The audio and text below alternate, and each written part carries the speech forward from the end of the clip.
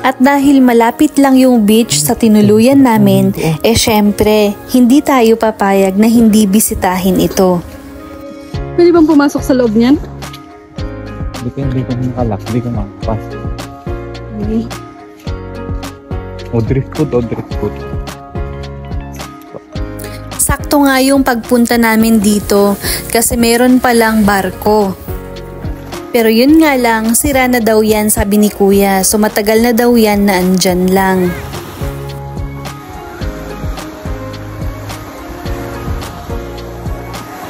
Ito na nga at nagsimula nang magpalipad yung asawa ko. Pero abangan nyo po kung anong mangyayari sa pinalipad niya.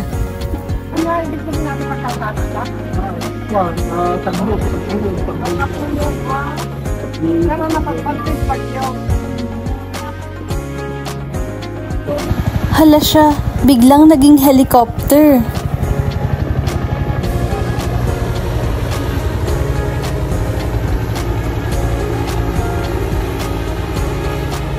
Sumakto nga dahil yung pagpunta namin dito ay may mga karera ng bangka. At ang sabi ni Kuya, galing pa daw yung mga yan sa iba't ibang lugar mula dito sa Pilipinas.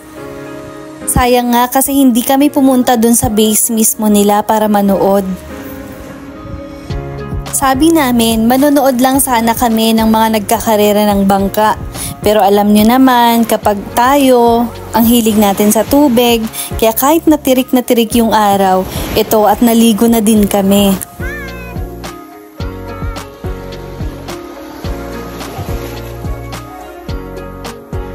At habang naliligo nga kami, biglang dumating si Kuya. At eto nga, tinanong namin siya kung ano ba yung ginagawa niya.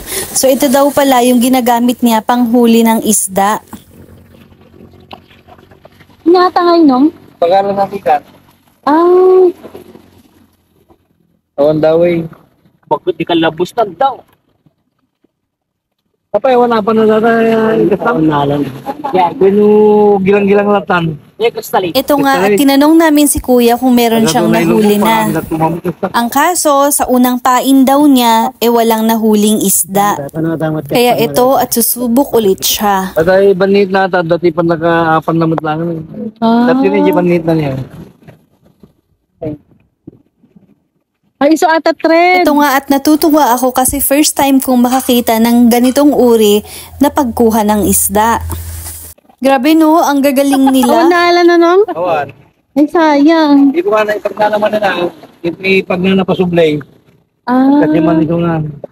Dagpay sa pan mo. At eto nga pala yung pain nila. So since wala ngang nakuhang isda, walang nahuli, kaya iuulit-ulit nila. Subok lang ng subok hanggang sa may mahuling isda. Ay, nagadungo gayam mo. Ay, nado ata nga abay no dumawi amin nata ka na kuha mo ta may sakilo na. Oo.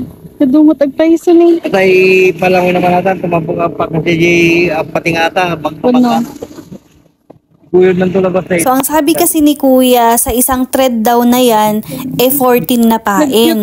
So ibig sabihin, kapag ilang isda yung kumagat sa pain nila, di 14 din na isda yung maiuwi nila. Bangka. Tapos dito ako natuwa, kasi yung bangkang ito, yung magdadala. Itong bangka na to, yung hahatak sa mga isda. Grabe no, ang taba ng utak nila. Nung naset na nga nila yung thread, ito at tinanong na ni Kuya kung pwede niyang ilagay sa dagat. Mas lai paanod na lang tanong. One. At ang sabi nga ni Kuya, hahayaan lang daw na aanurin yung bangkang-bangkang yan, tapos hahayaan din nila na palutang-lutang lang sa dagat hanggang sa may mahuling isda.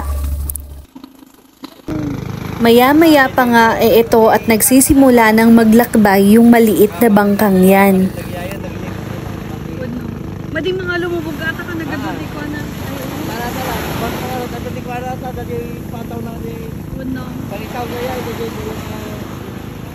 Nag-cute. Madayon. Sa bali lang nang. Hindi ko nga maiwasang tanungin na kaya ba ng maliit na bagay na to na buhatin kung sakali mang makahuli nga sila ng 14 pieces na isda. Hindi kaya siya lulubog?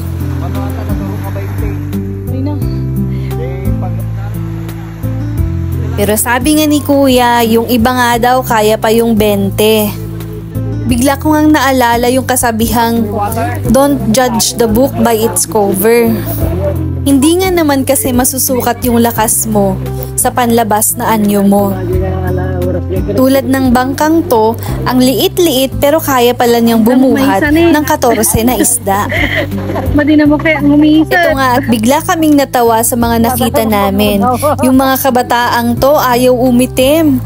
Yung gusto mong mag-swimming pero ayaw mong umitim kaya nakapayong ka. Labo. Saktong-sakto kasi lunchtime na. Grabe, ang sarap ng ulam namin, ang sarap ng mga pagkain, ang hirap mag-diet. Lalong-lalo na at ito, ang sarap magluto ng mag-asawang to. Sina Kuya Daniel at saka syempre si Ate Emmy. Maraming salamat po sa pagkain. Lagi Masan George. Pero na. I-content na makita na kanila kay Miss kay ano kay Sigani ka. La kay Ilocos. Ay, loko. Maraming salamat Kuya Daniel, Ate Emmy, Lisa at saka kay April sa pagpapatuloy po sa amin sa inyong tahanan. At sana hindi ulit abutin ng ilang taon bago tayo magkita-kita. Muli, maraming salamat po sa inyo.